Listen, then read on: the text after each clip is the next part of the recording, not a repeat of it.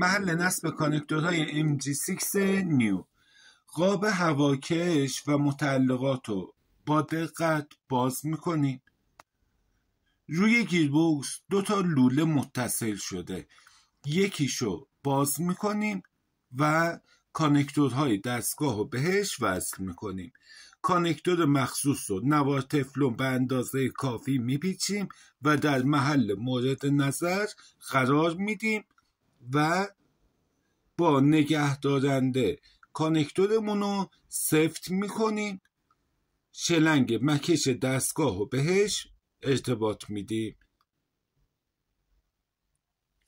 لوله‌ای که از این قسمت باز شده کانکتور شلنگی وصل میکنیم و شلنگ تزریق دستگاه رو بهش متصل میکنیم. تست مسیر رو انجام میدیم.